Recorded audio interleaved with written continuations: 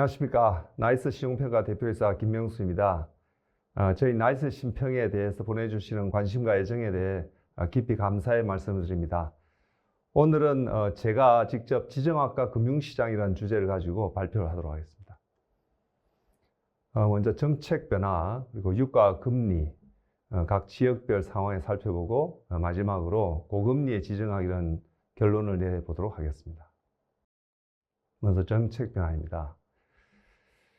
여러분 기억하시겠지만 미소 냉전을 종식시킨 여러 가지 요인 중에서 가장 중요한 것으로 지목되는 것이 저유가입니다. 아시다시피 79년도에 이란 혁명이 있었고 그때 제2차 오일 쇼크가 일어났습니다. 유가는 12불에서 36불로 3배가 상승했습니다. 엎친 데 덮친 격으로 1980년부터 88년까지 이란 이라크 전쟁이 일어났습니다. 그렇다면 유가는 더욱 폭등을 했어야 정상인데 사실상 유가는 저유가를 보였습니다. 그것은 82년도에 레이건 대통령이 사우디와 석유 정산 밀약을 벌였기 때문입니다. 이란은 대표적인 친영 친미 국가였습니다. 그 이란이 반미로 돌아선 데 대해서 미국은 이코노믹 생션을 가해야 됐었고, 또 더불어서 산유국이었던 소련을 타격하기 위해서 독일과 이탈리아와 소련이 그 당시에 물물교환 무역을 하고 있었습니다. 그것을 소련을 타격하기 위해서 석유 정산 밀약을 벌였던 것입니다. 사우디에게는 안보를 약속을 해줬습니다. 그래서 대이란 이슬람 혁명 수출 가능성을 약화시키고 또 사우디의 시장 점유율을 확대시켰습니다. 또한 소련의 배후인 공산 세력을 발칸반도로부터 위협을 저지하는 그런 역할을 했습니다. 저유가는 냉전을 종식시키는 촉매제 역할을 했습니다. 총 한 발 쏘지 않고 46년 만에 미소 냉전이 종식되었죠.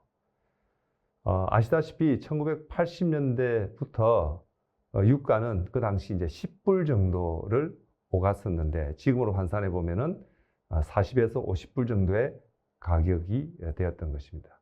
석유 판매 대금이 감소하자 소련은 경공업 제품의 공산품이 부족했습니다.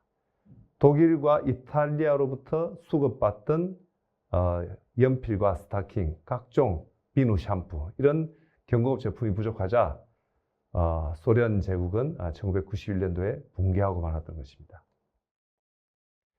이제 2016년 이후부터 우리가 아다시피 미중 간의 신냉전이 지금 벌어지고 있습니다. 트럼프가 끄집어낸 화두인 것이죠. 트럼프 대통령은 첫 번째 저금리 정책을 폈습니다. 기업의 자본 비용을 낮추고 두 번째로 저유가 정책을 폈습니다. 셰일 유전의 개발을 촉진시켰죠. 그리고 더불어서 대중국 무역 장벽을 이제 펼치기 시작했습니다. 고관세 정책이죠. 이것을 통해서 이제 중국의 공장 역할을 점점 낮추고 중국에 있는 공장을 미국으로 다시 리쇼어링 시키기 위한 정책을 폈던 것이죠. 트럼프는 4년 단임으로 그 결실을 맺지 못하게 됩니다. 이제 우크라이나 전쟁 이후에 구도가 변했습니다.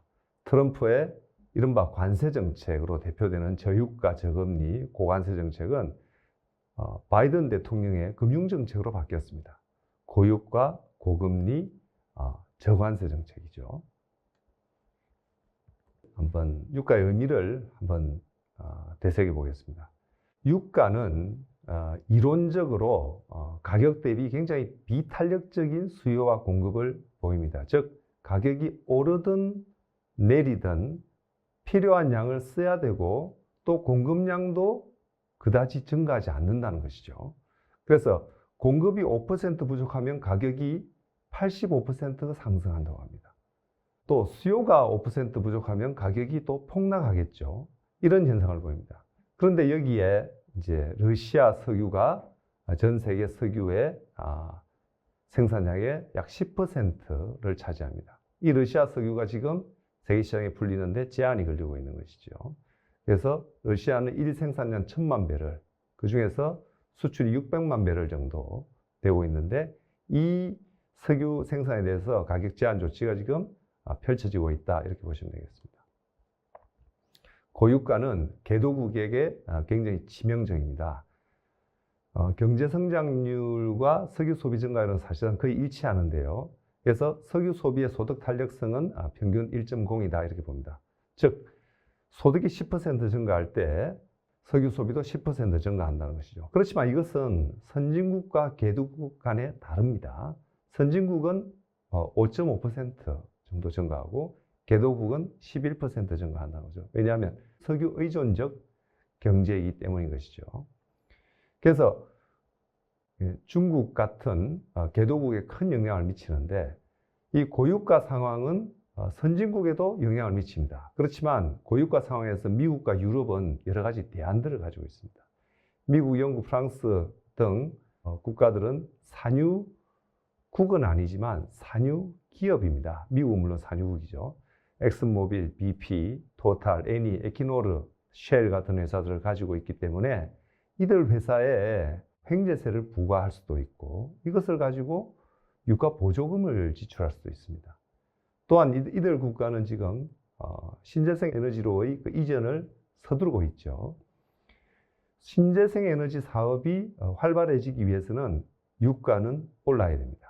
그래서 재생에너지의 사업성이 높아지고 더불어서 보조금을 지출할 필요가 적어지게 되겠죠. 그래서 고유가의 영향이 가장 큰 국가가 바로 중국입니다. 아시다시피 미국은 세계에서 석유를 많이 소비하지만 미국은 산유국입니다. 중국은 일 소비량 1200만 배럴, 이것도 앞으로 더 늘어나겠죠. 성장과 더불어서.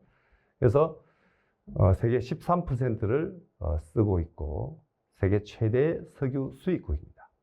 그래서 유가 $10 상승 시에 연간 추가 지출이 거의 300억 불에 육박하는 부담이 생기게 된다. 그래서 경쟁 성장률 1%를 위해서 선진국의 2배 수입이 필요한 중국이 무역 수지가 그게 압박이 된다, 이렇게 보시면 되겠습니다. 이것은 이제 석유 산업이 시작되고 나서 지금까지 석유 가격의 결정자 역할을 제가 표로서 정리한 것입니다.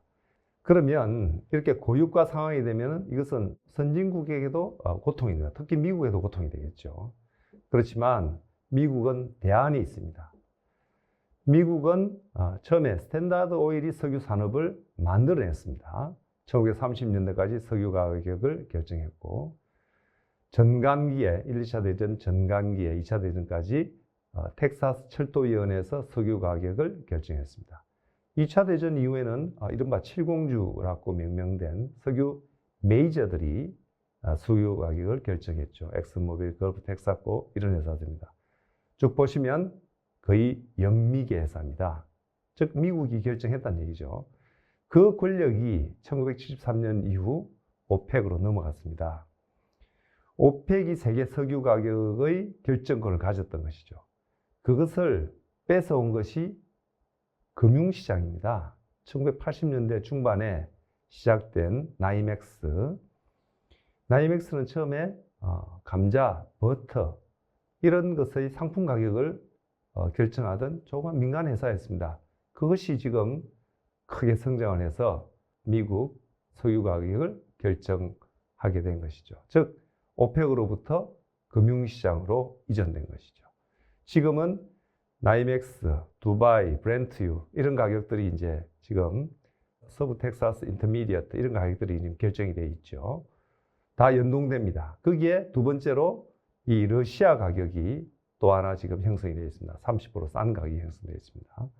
앞으로 아마 미국은 석유 작업을 완벽하게 이제 이루고 나면 이제 새로운 가격 체계를 도입할지 모릅니다.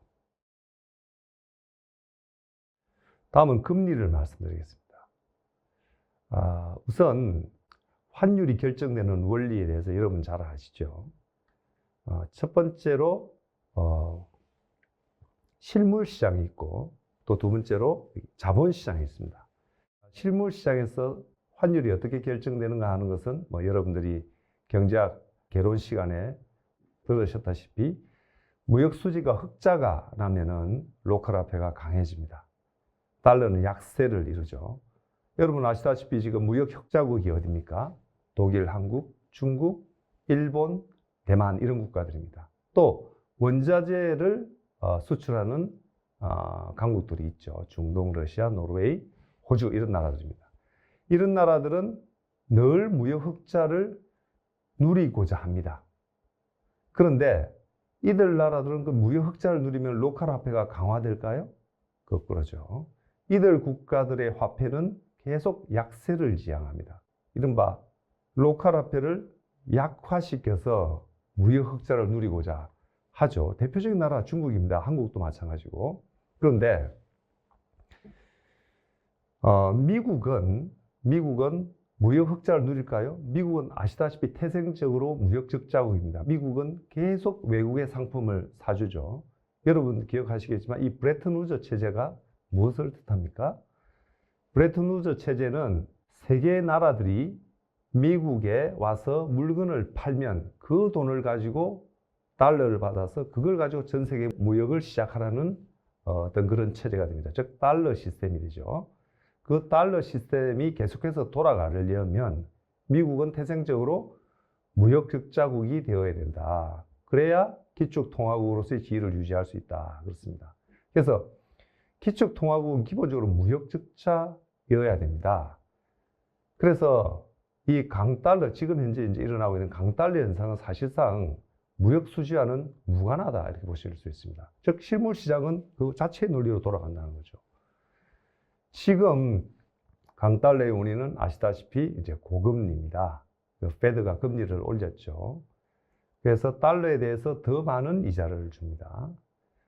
그리고 이엔이나 위안이나 원화에 대해서 덜 주죠. 그래서 돈이 달러로 이동을 합니다. 그래서 강달러의 원인은 이자율이다. 그래서 지금의 고금리가 하나의 강달러의 원인이다. 이렇게 볼 수 있겠습니다. 여러분 고금리에 대해서 한번 생각해 봅시다. 고금리는 일반적으로 경제에 악영향을 줍니다. 일단 주식 부동산의 가치가 하락하죠. 투자가 연기됩니다. 그리고 자국 상품의 가격 경쟁력이 저하됩니다. 이것은 무엇을 의미합니까? 경기가 침체하고 실업이 증가하고 사회가 불안하고 정치권이 불안해진다는 뜻이죠. 그러나 미국은 지금 이 금리를 급격히 상승을 시켰습니다. 그것은 무엇을 의미합니까? 미국 경제가 이 고금리를 견딜 수 있는 상태를 의미한다. 이렇게 보시면 되겠습니다. 미국의 금리 인상에 많은 나라들이 조속히 참여를 했습니다. 어떤 나라들입니까? 영국, 스위스, 캐나다, 스웨덴, 호주 모두 금융산업이 주력인 국가들입니다. 금융산업이 주력인 국가들은 자국 화폐가 강해야 돈을 법니다. 강한 자국 화폐를 가지고 외국에 가서 부동산을, 주식을 싼 값으로 살 수가 있는 거죠. 자, 그렇지만 유럽, 중국, 일본은 어떨까요? 금리를 과연 올릴 수 있을까요? 우선 유럽을 보겠습니다. 우선 유럽을 이해하기 전에 유로화의 태생적 한계에 대해서 우리 한번 살펴봅시다. 유로화는 마르크 프랑, 드라크마 리라 이런 화폐들이 가중평균되어서 만들어진 인공화폐입니다. 그래서 이것이 가중평균되었단 말은 강통화인 선진국, 유로 내 선진국인 독일, 프랑스 등의 국가들의 화폐들이 평가절하되었다는 뜻이고, 반대로 그리스, 이태리, 스페인, 포르투갈 같은 나라의 통화들이 약 평가절상되었다는 뜻입니다. 그래서 유로화가 출범한 이후에 이른바 이제 독일 경제가 날아올랐죠. 그 전에 독일은 통독의 후유증으로 독일병을 앓았습니다. 그러다가 통화가 평가절하되니까 어떻게 됩니까? 갑자기 자동차, 석화, 철강기계, 광학 이런 제품들의 가격이 싸졌죠. 그러니 이 저렴해진 통화를 앞세워서 수출 드라이브를 겁니다. 이로써 독일의 경제가 날아올랐죠. 독일의 미텔슈탄트는 대부분 다 중간재를 생산합니다.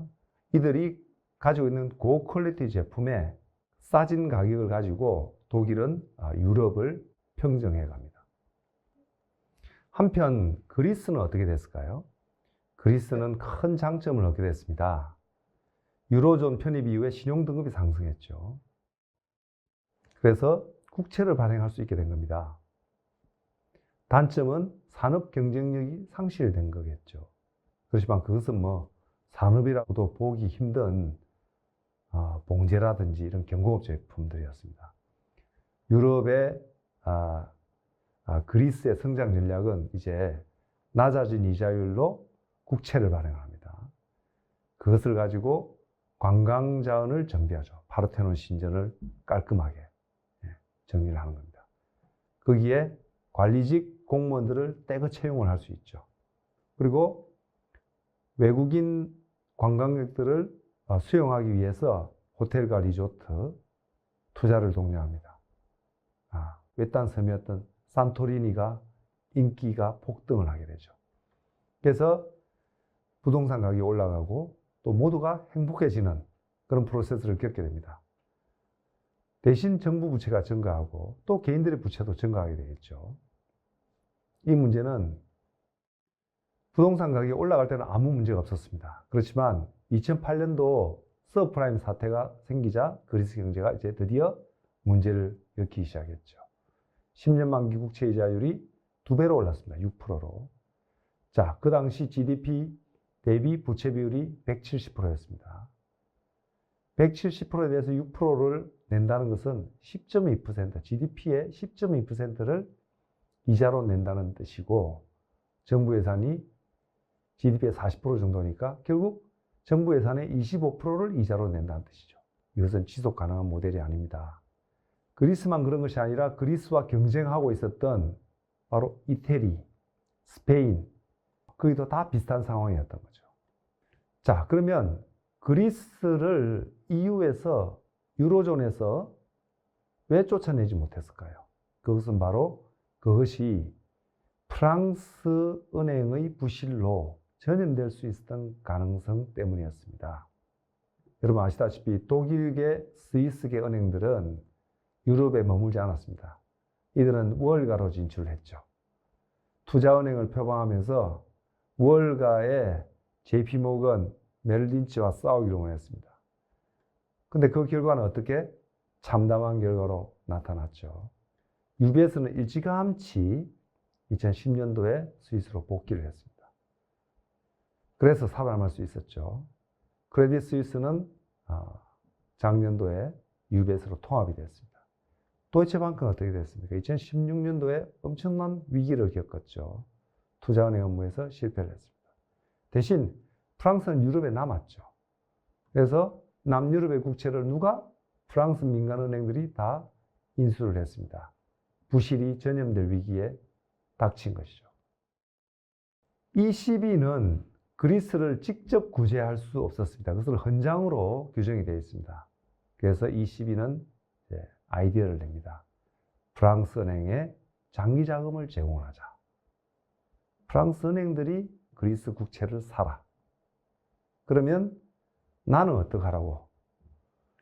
너희들이 많이 그것을 팔겠다고 하면은 새로운 기구를 만들어서 그 기구에서 무제한적으로 사주겠다라고 약속을 하게 됩니다. 그래서 민간 은행들이 참여할 수 있도록 유도가 된 거죠. 그래서 이 프로그램으로 그리스 국채 위기를 넘어간 겁니다. 이렇게 해결하고 나서 2012년도에 재정안정조약을 EU 회원국들 간에 맺습니다. 이제 우리 좀 성실하게 살자. 재정을 방만하게 하지 말고 앞으로 GDP 대비 부채 비율을 60% 이하로 유지를 하자. 또 재정 적자는 GDP 대비 3% 이하로 유지를 하자. 그리스는 빨리 정부 부채 비율을 120% 이하로 낮추도록 해라. 지금 그리스는 ECB의 지도 감독 하에 정부 부채 비율을 상당히 낮춘 걸로 지금 뉴스가 나오고 있습니다. 대신에 그것을 주도했던 나라가 지금 어떻게 됐나요? 코로나 팬데믹을 겪으면서 독일 68%, 프랑스 123%, 포르투갈 150%가 됐습니다. 독일마저 60%를 넘었네요. 자, 이제 유럽의 주력 국가들이 다 부채에 시달리고 있습니다. ECB는 금리를 올릴 수 있을까요? 여전히 남유럽의 부채 문제는 시한폭탄과 같고, 그리고 우크라이나 전쟁으로 독일 경제는 침체 국면에 있습니다. 금리를 올리기를 머뭇거리던 ECB는 미국을 따라서 신속하게 금리를 올렸습니다. 자, 그러자 이제 최근 이 테리를 중심으로 ECB의 금리 인상에 대해서 이것은 지각 없고 해로운 일이다. 리세션을 일으킬 것이다. 맹비난하고 나섰습니다. 여러분, 유럽은 독일과 프랑스가 주도합니다. 그렇지만 스페인, 프랑스 남부, 이태리 같은 국가들은 독일과 상황이 아주 다릅니다. 독일은 러시아 가스와 석유를 쓰고 있죠. 그렇지만 이들 나라는 어디서? 북아프리카에서 파이프라인으로 시중해를 건너서 가스를 바로 공급받습니다. 그래서 지금 인플레 상황도 좋고요. 고용지표도 양호하고 성장 전망도 독일보다는 한결 양호합니다. 그래서 이들 국가들은 지금 현재의 고금리 상황을 맹비난하고 있습니다. 자, 미국과 유럽을 비교해보죠. 유럽에는 ECB가 있습니다. 여기는 구제금융이 금지되어 있죠. 미국에는 FRB가 있습니다. FRB는 무제한적인 보증을 합니다. 유럽에는 민간은행들이 있습니다. 도이치방크, UBS가 있죠. 이들은 그동안의 손실 더미에서 지금 막 헤어나오고 있는 국면입니다. 그래서 뭔가 문제가 생길 때 이들이 구제 행위를 하기 위해서 나선다는 것은 좀 상상하기 어렵다. 이렇게 볼 수 있습니다. 그렇지만 작년에 실리콘밸리, 리퍼블릭 이런 은행들이 문제가 생겼을 때 FRB가 나섰습니까? 아닙니다. JP모건이라는 민간은행이 나서서 다 정리를 했습니다. 그래서 미국 금융시장의 건강함을 유럽은 따라가지 못한다. 그래서 유로는 사실상 유럽의 지금 로컬 통화가 되어가고 있다. 이렇게 볼 수 있겠습니다. 다음 중국을 한번 살펴보겠습니다. 중국은 여러분 아시다시피 덩소평이 등장을 하면서 개혁개방으로 나섰습니다. 그러다가 1989년도에 천안문 사태를 겪었죠. 이때 중국은 사실상 개혁개방의 속도에 대해서 굉장히 유의했습니다. 이것이 전국 혼란을 가져올 수도 있기 때문에. 그렇지만 이 천안문 사태 2년 후인 1992년도에 덩소평은 션전 지역을 순회하면서 남순 강화라는 것을 합니다. 우리 이제 좀 더 속력을 내서 개혁 개방을 하자라고 설득을 했던 것이죠. 그 사이에 무슨 일이 벌어진 것일까요? 1990년도에 이라크에 쿠웨이트 침공이 일어납니다. 이것을 막기 위해서 연합군을 구성해서 91년도에 걸프 전쟁이 벌어지죠. 여러분, 이라크는 그 당시 중동에서 가장 막강한 군사 대국이었습니다. 그 이라크가 미국이 위시한 연합군에 의해서 거의 일주일 만에 방공망이 해제되고 전쟁이 거의 연합군의 주도하에 갔습니다. 그것은 곧 반도체의 승리였죠. 반도체를 장착한 미사일과 전폭기들이 그 당시 이라크의 방공망을 전부 괴멸시켰던 것입니다. 중국과 소련은 큰 충격을 받았습니다. 왜? 그 무기들이 바로 자기들의 무기였기 때문이죠. 그래서 중국은 지금 우리가 개혁 개방하지 않으면 이제 도저히 이 현대화된 서구를 감당해낼 수 없다는 것을 깨달은 것입니다. 그래서 덩소평은 남순 강화에 나섰다. 그 당시에 이제 흑묘백묘론을 내세우고 삼보주 정책을 의식주를 강화하고 소강사회를 이루고 결국에는 중국 주도의 경제를 만들겠다.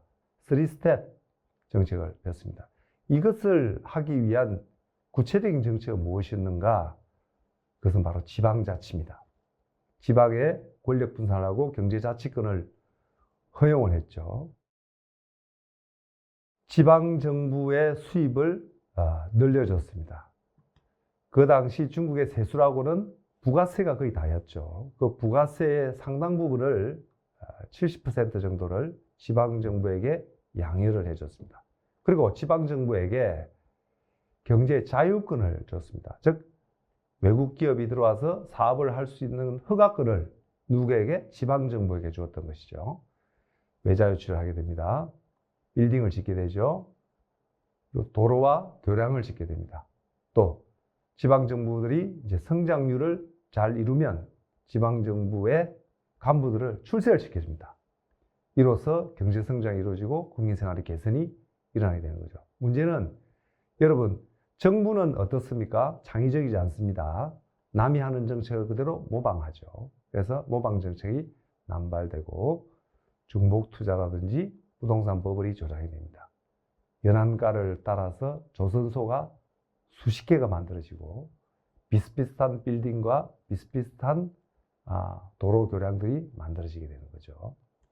이런 버블 현상을 막기 위해서 94년도에 장쩌민이 지방정부의 권한을 축소하는 개혁 조치를 취합니다. 첫째, 지방세 발행을 하지 마라.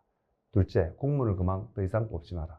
세 번째, 그동안 너희들에게 나눠줬던 부가세를 내가 가져가야 되겠다. 75대 20으로 다시 나누게 됩니다. 그렇게 되자 지방정부에는 이제 난리가 났습니다. 세입의 절반을 차지하던 조세 수입이 반으로 떨어진 거죠. 그러면 그것을 뭘로 메꿔야 됩니까? 사업을 해야죠. 토지 사용권 매각을 더 열심히 해야 되는 겁니다. 그래서 중국은 부동산 개발이 더 강화되었습니다. 중앙정부에서도 그것을 적극 지원했습니다. 사유재산권을 강화하는 정책들을 쭉 폈고 그것의 결정타가 2007년도에 주택용지의 영구사용권을 줬습니다. 여러분, 주택용지의 영구사용권은 무엇을 뜻합니까? 바로 사유재산권을 뜻합니다. 이제 중국인들은 아파트를 소유하면 혹은 자기 집을 소유하면 그것이 곧 자기 소유의 재산이 되는 문이 열린 것입니다. 그러자 부동산사, 즉 아파트 소유 욕구가 폭발을 했죠. 그래서 이제 지방정부와 이제 합의 맞게 된 겁니다. 지방정부는 이제 토지 사용권을 매각해서 부동산 사업 의존도를 더 넓히고 그 결과 굉장히 높은 경제 성장을 이끌게 되었습니다. 아주 성공적인 정책이었죠. 경제 성장이 눈부셨죠. LGFB를 통해서 홍콩에서 부족 자금을 조달해서 그것을 가지고 고정자산 투자를 엄청나게 했습니다. 이로써 경제 성장이 10% 이상을 넘어가는 그런 호성적을 보냈습니다. 그러나 이것이 부동산 시장에 불황이 도래하니 그 지방정부의 재정조달 메커니즘이 이제 고장이 나게 되었죠. 그러다가 2021년 9월 달에 흥다 사태가 벌어진 것입니다. 94년도에 개혁으로 만들어진 모델은 지속 가능하지 않은 모델이었습니다. 지방정부와 중앙정부의 역할 배분은 이렇게 됩니다. 의료, 교육, 연금, 각종 사회 인프라, 즉 국민 생활과 직결된 부분은 지방정부가 사실상 다 부담을 하고 있습니다. 지금 이 지방정부는 재원 부족에 시달리고 있습니다. 반면 중앙정부는 거대 프로젝트에 집중합니다. 1대1로 M&A, 우주자원, 국방사업, 그리고 국유기업을 키우는 문제, 그리고 중국 제조 2025와 관련된 반도체, 전기차, 배터리, 바이오, 플랫폼, 디스플레이, 각종 산업에 대해서 필요할 경우 거의 무제한적인 보조금을 지급하면서 이 산업을 나라를 빛내는 사업으로 육성을 하고 있습니다. 지금 지방정부는 부동산 사업이 정지한 지금 거대한 부채 문제로 시달리고 있습니다. 이 부채의 최종 책임자는 누구일까요? 중앙정부입니다. 그래서 지금 중국은 이 부채 문제를 해결하기 전까지 금리를 올리지 못합니다. 우선 첫 번째 환율을 방어해야 되죠. 그래서 위안화 약세를 유지하고 수출을 활성화해야 됩니다. 두 번째, 이 과부채 상태를 해결하기 위해서 금리를 올리지 못하죠. 대신 금융 완화를 해야 된다든지 금융 긴축을 해야 될 때 지급 준비율을 조정을 합니다. 그래서 중국 경제는 금리는 낮은 상태에서 지급 준비율을 조정함으로써 어떤 금융 긴축과 완화를 오가고 있다. 이렇게 보시면 되겠습니다. 중국의 자본주의를 하나의 장표로 정리해 보겠습니다. 중국에는 거대 국영기업들이 있습니다. 중우장대한, 철강, 석유화학 이런 기업들이죠. 다 국영입니다. 신흥 플랫폼 기업들이 있죠. 알리바바, 텐센트, 징동, 민영이었죠. 그리고 고부가가치 제조기업들이 있습니다. 전기차, 배터리, 그리고 전기전자 관련된 민영 사업이 있습니다. 부동산 기업이 있습니다. 산업의 30%를 차지하고 있다고 하죠. 그 부동산 기업은 공영과 민영으로 나뉩니다. 그리고 금융기관이 있습니다. 공상건설, 농업교통, PBOC, 즉 인민은행 산하에 4대 국영은행이 있고 그 외에 지방은행과 민영은행들이 있습니다. 조상저상 이런 기업들이 있습니다. 근데 이 민영 부동산 기업과 지방은행은 어떻게 될까요? 자, 민영 부동산 기업의 소유주는 아마 지방은행으로 공영화되는 수순을 밟을 겁니다. 부동산 기업은 지금 국민들에게 아파트를 지어줘야 됩니다.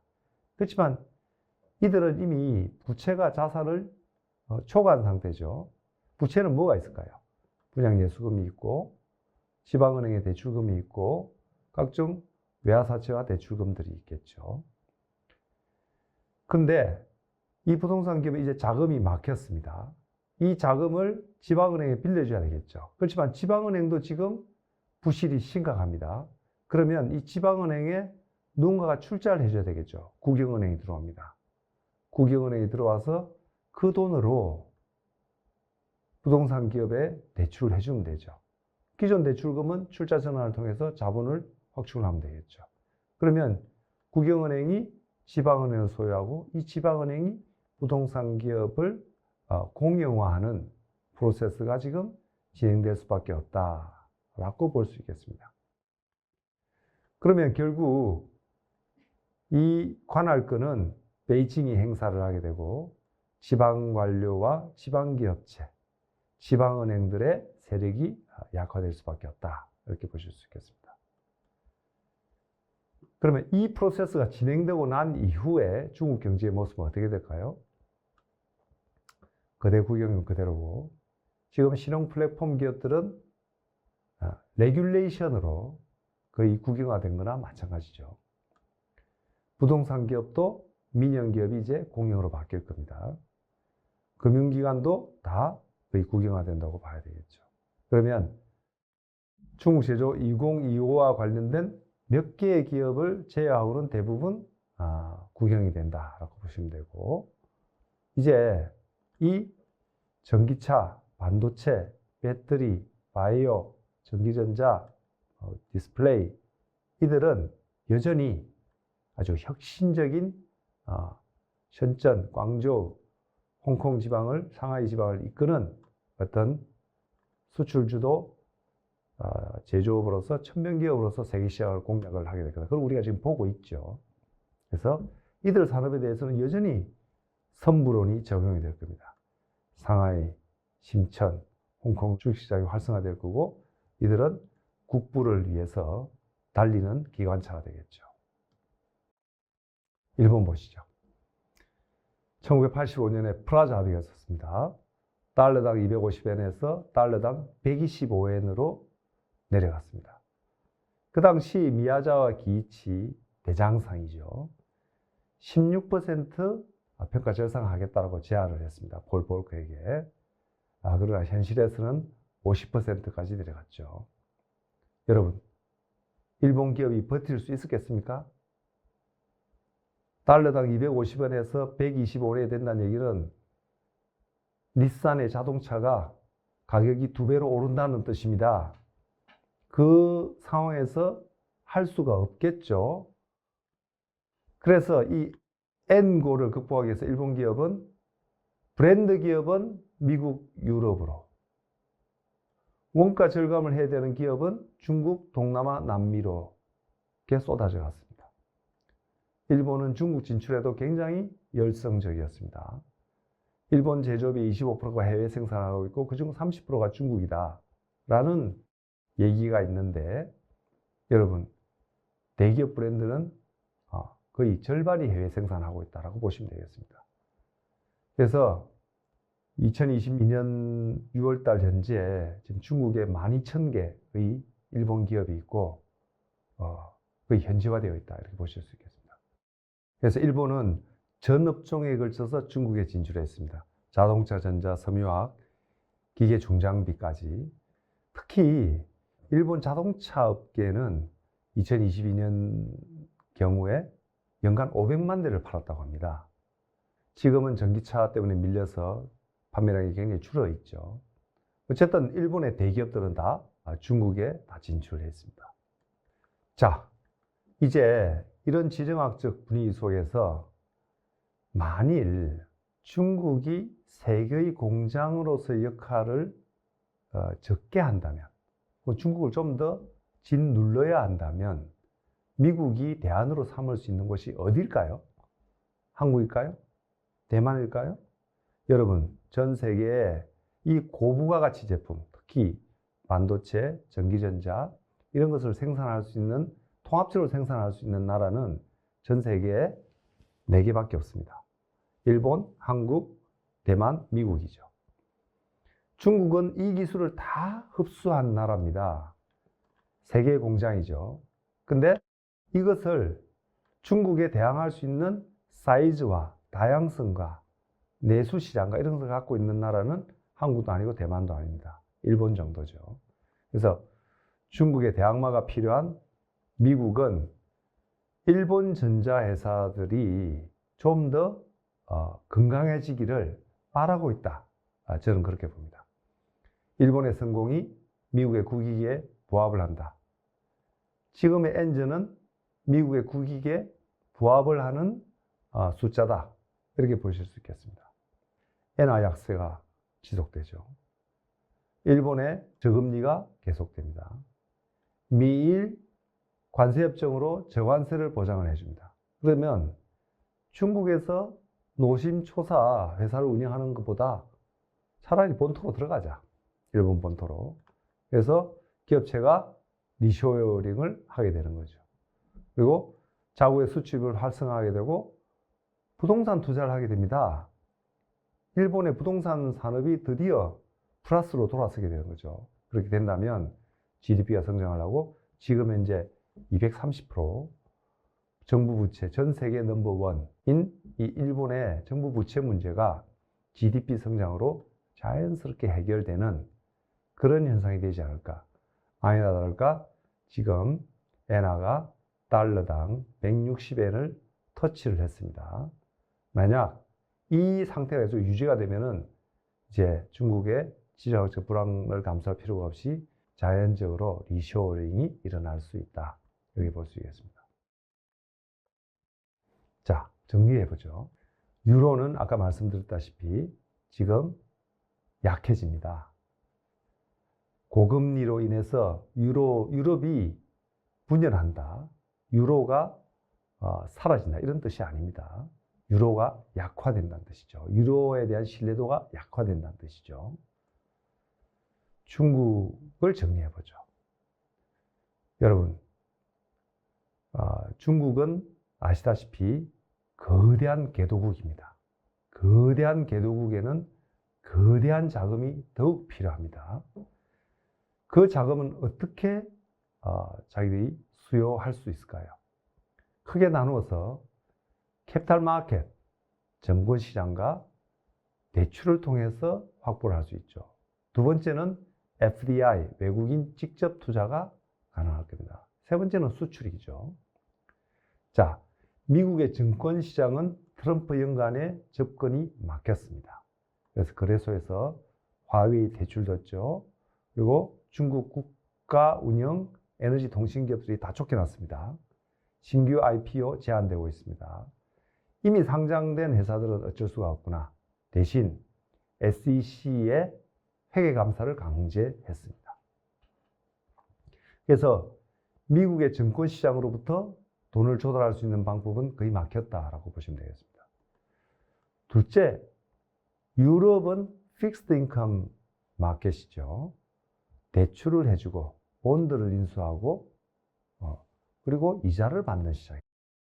자, 유럽의 채권과 대출이 영국, 독일, 프랑스, 스위스, 주로 뭐 독일과 프랑스겠죠. 스위스 이런 나라겠죠. 여기서 홍콩의 금융시장을 통해서 중국의 부동산 시장으로 돈이 들어갔습니다.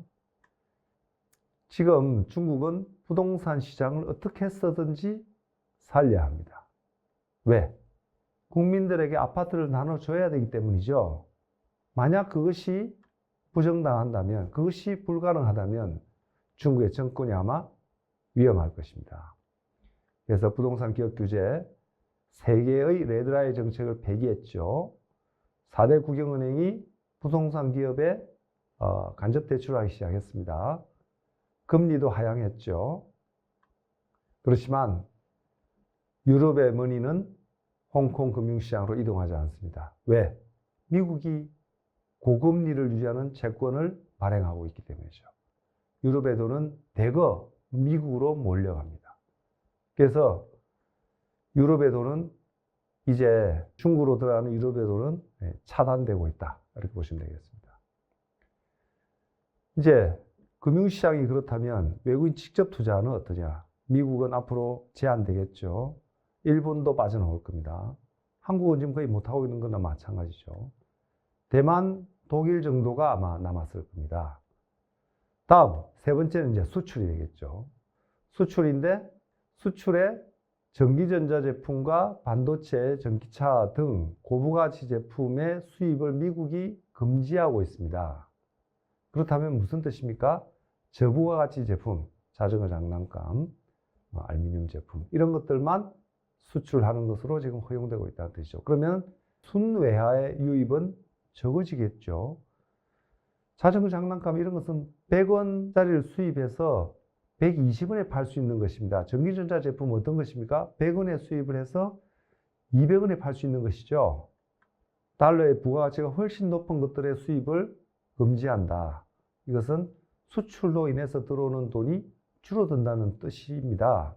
그래서 중국의 외화 유입원이 추락하고 있다. 그리고 마지막으로 일본은 경제가 부활한다.